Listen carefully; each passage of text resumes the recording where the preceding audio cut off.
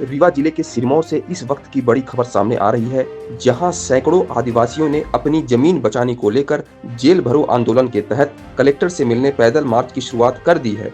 सिरमौर कस्बे के अंतर्गत बरदहा घाटी के पास स्थित वार्ड क्रमांक 5 में रहने वाले 300 से अधिक आदिवासी परिवारों ने आज शासन प्रशासन से अपनी मांगे रखने के लिए आंदोलन का रास्ता अपनाया। आदिवासियों का कहना है कि वे पिछले 3 वर्षों से सरकारी जमीन पर रह रहे हैं। बिरसा मुंडा विचार मंच के प्रदेश अध्यक्ष विष्णुकांत कुशवाहा के नेतृत्व में हजारों आदिवासी सिरमौर से रीवा कलेक्ट्रेट की ओर पैदल मार्च कर रहे थे। इस दौरान पुलिस प्रशासन भी आदिवासियों के काफिले के साथ मौजूद रहा। हालांकि रास्ते में पलाहान गांव के पास सिरमौर एसडीएम मौके पर पहुंची और आंदोलनकारियों से बातचीत कर मामले के समाधान के लिए 1 सप्ताह का समय मांगा। वहीं आंदोलन का नेतृत्व कर रहे विष्णुकांत कुशवाहा ने कहा कि अगर 1 सप्ताह के भीतर समस्या का समाधान नहीं हुआ तो 8वें दिन फिर से बड़े स्तर पर जेल भरो आंदोलन किया जाएगा। अब देखना यह होगा कि प्रशासन इस आंदोलन पर आगे क्या कदम उठाता है। हमारे कुछ आदिवासी भाई बहन जो हैं, जिसकी सूचना हमें पहले से नहीं थी, उन्होंने कुछ पदयात्रा निकाली थी सिरमौर से और ये जा रहे थे आगे। यदि हमें सूचना पहले से होती तो उनसे हम पहले ही मिल लेते। जैसे हमें सूचना मिली हम मौके स्थल पे पहुंचे एसडीओपी और पुलिस बल के साथ, पूरी हमारी पुलिस टीम के साथ। और हमारी यही व्यक्तिगत बात हुई है हमारे भाई बहनों से कि आप लोग जो है एसडीएम ऑफिस आएँ और हमें बताएं कि क्या आपकी समस्याएं हैं। ये उन्होंने भी स्वीकार किया कि वो एसडीएम ऑफिस नहीं पहुंचे थे और उनकी जो भी शिकायतें थी उनको ये बताया गया कि आप लोग हमें बताएं, लिखित में मुझे एक आवेदन दे दें। यदि उसका निराकरण जितना जल्दी होगा उतना विधि संगत तरीके से जो भी उचित होगा मेरे स्तर पर मैं वो करने की पूरी कोशिश करूँगी। और मैंने उन्हें ये पूरा बताया भी है कि जितना जल्दी होगा ये निराकृत किया जाएगा। कार्यालय नहीं पहुँचे थे मेरे और इसकी सूचना भी पहले नहीं थी, तो इस वजह से मैं सिमरिया रहती हूँ।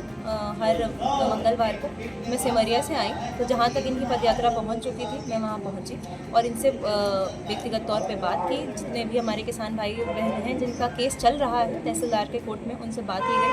जो भी उनकी समस्याएँ थी वो सुनी गई एक एक करके और उनका निराकरण करने के लिए उनको आश्वासन दिया गया। मैडम कितने दिन में ये निराकरण हो जाएगा? इसका निराकरण जितना जल्दी होगा उतना हो जाएगा। यदि उनकी शिकायत ऐसी निराकृत होने वाली होगी जो कि कल हो जाए, कल ही हो जाएगी। जितना जल्दी होगा विधि संगत तरीके से उनका निराकरण किया जाएगा। जहाँ का विवाद है, जिस जमीन का विवाद है, वहाँ से यहाँ तक 11 किलोमीटर पैदल चल के आए हैं। ये कल 26 जनवरी को यात्रा शुरू हुई थी। आज यात्रा का दूसरा दिन है। हमारे साथ संख्या में सैकड़ों महिला हैं, बुजुर्ग हैं, बच्चे हैं। करीब 1000 से ज़्यादा हमारे साथ लोग थे। और जैसा हमेशा होता आया है इस प्रशासन में, इस मोहन सरकार में, कि आश्वासन, वही आश्वासन हमको दिया गया है। अब देखते हैं 7 दिन बाद क्या होता है। अगर 7 दिन में निराकरण नहीं होता है तो 8वें दिन पुनः इस जगह से हम आंदोलन अपना शुरू करेंगे।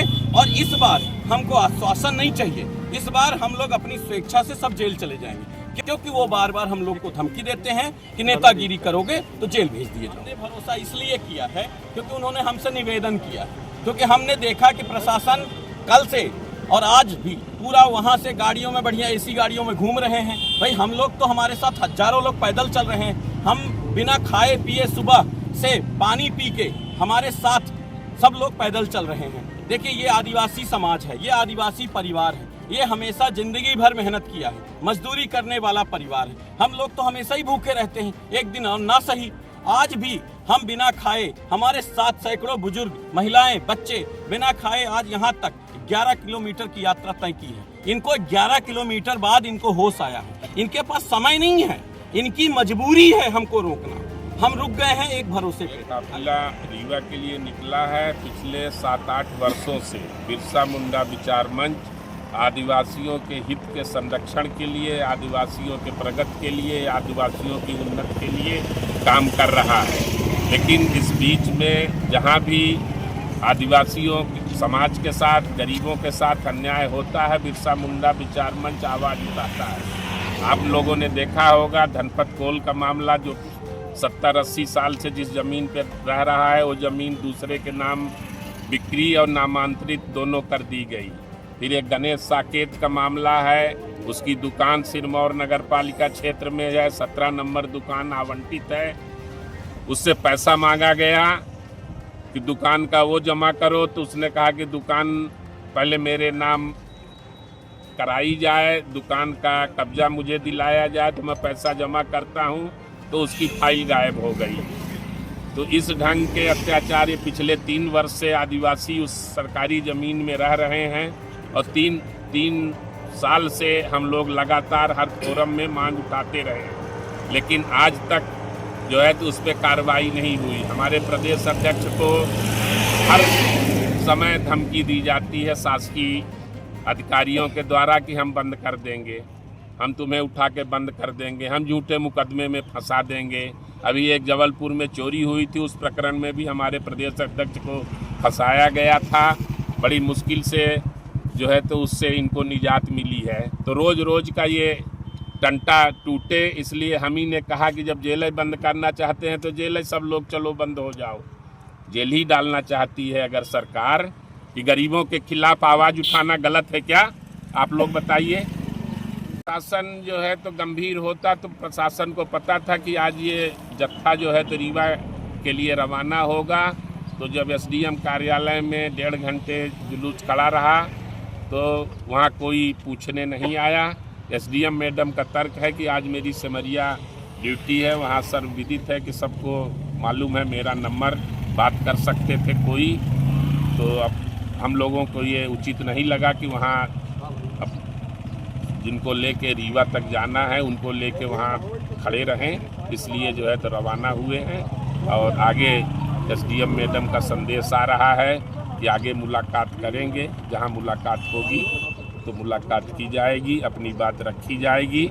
लेकिन उनको सब प्रकरण पता है, प्रशासनिक अधिकारियों को हर प्रकरण पता है, ये मामले पता हैं।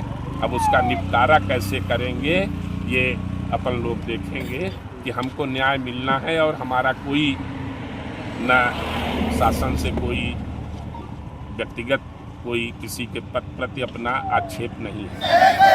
आदिवासियों पर अत्याचार नहीं सहेंगे, जो जमीन सरकारी है, जो जमीन सरकारी है, जो जमीन को जोते बोवे, जो जमीन को जोते बोवे,